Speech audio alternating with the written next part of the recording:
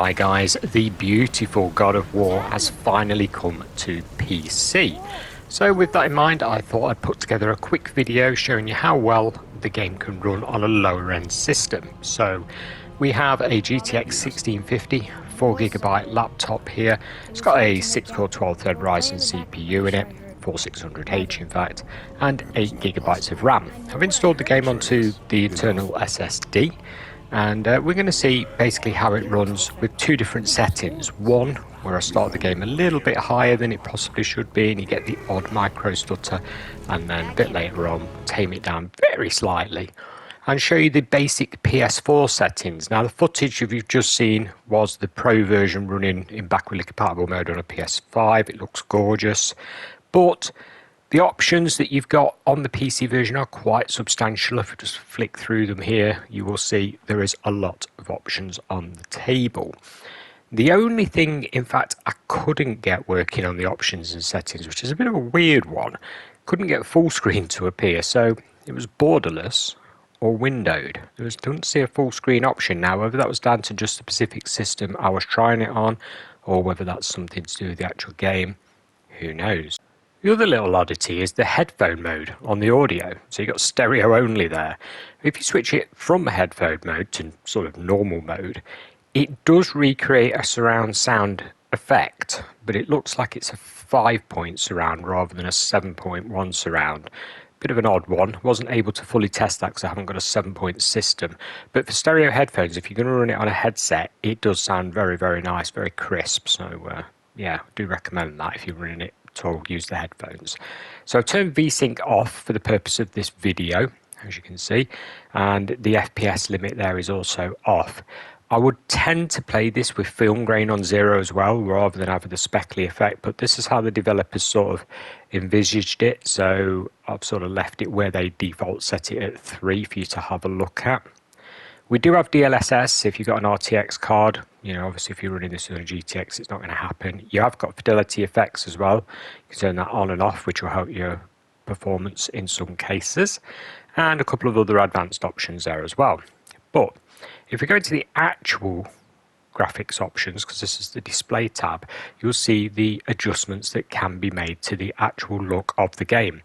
Now, default, the PS4 setting, is, well, very nice to look at anyway, to be honest with you. I set a custom one up myself, and it does show you a little picture of each and everything as you adjust it.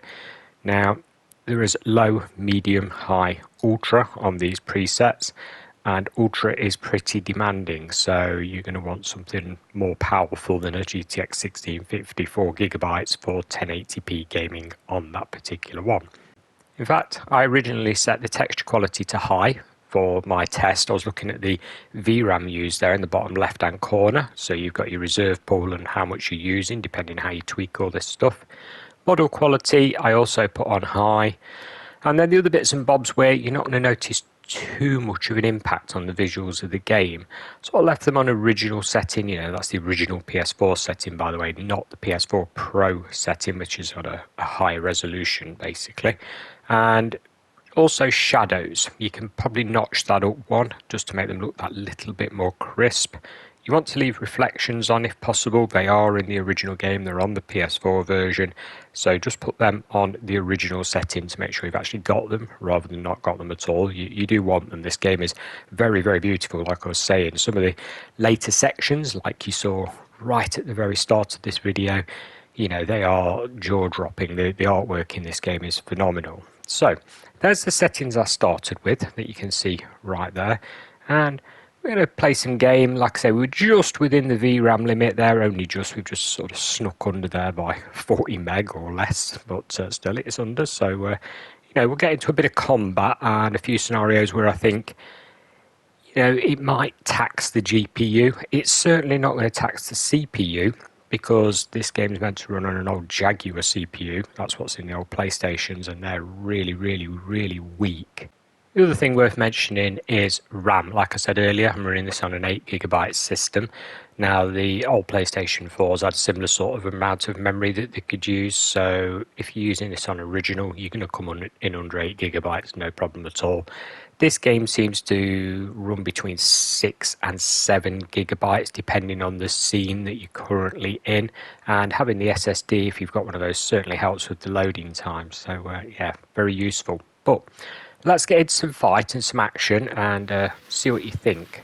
We do manage to keep it above 30 FPS with the texture setting on high, but like I say, every now and again I noticed a very tiny micro stutter. Now, don't believe this was down to loading. I do believe this was the case of it bouncing off the VRAM limit. So if you look at VRAM at the top there, top left, we're on 3912 now with not really much happening, just the world sort of geometry drawing in. But let's go and collect a couple of bits here and then pop forward to where we're actually in combat, and you'll see what I mean. It's just got this tiny little stutter. It's not a game breaker by any means, but if you want it fluid and nice, you can end up dropping it down, as you will see very shortly.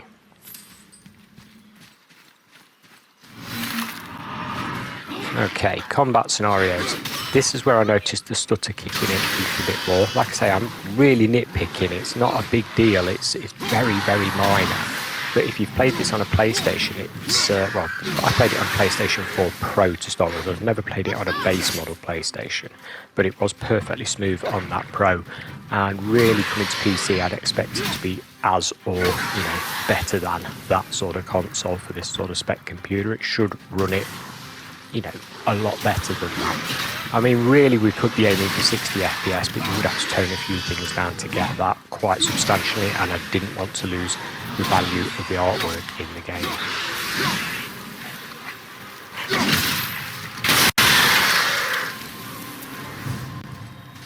Draugr. They've never come this close to our woods before.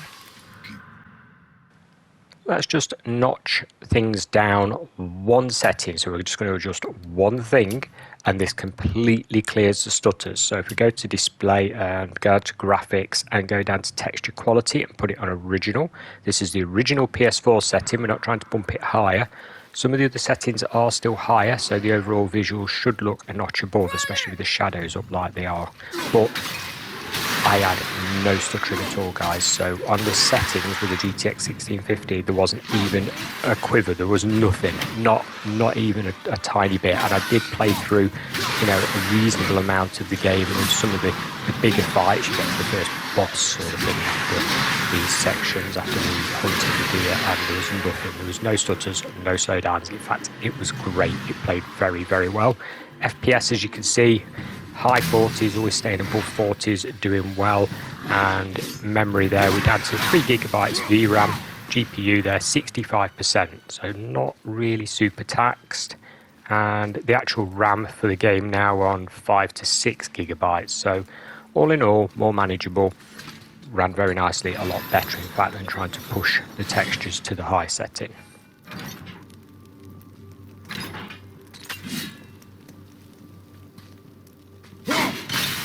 It in place. Clever. So nice.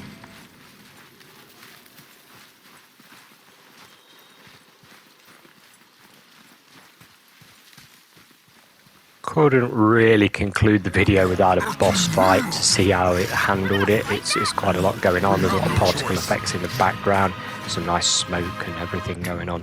So I thought, well, we'll include the boss fight, but I assure you it didn't drop below 30 FPS and I didn't get any stutters whatsoever. Very rusty at this game. Last time I played this game is when it first came out on PlayStation, and yeah, that's going back a while now, but brilliant game. If you're thinking about buying it, I highly recommend you do. There's the Steam version and the Epic Games version. This is the Epic Games version that's in front of you running, and it is worth it, guys. Even if you buy a reduced key from one of the key resellers, I do suggest you play this game. Not only does it look nice, it's a good story. In my opinion, you can't miss it. It's one of them. You just can't miss buying this game, guys. I'll let this boss fight play out, but thanks for watching, and bye for now.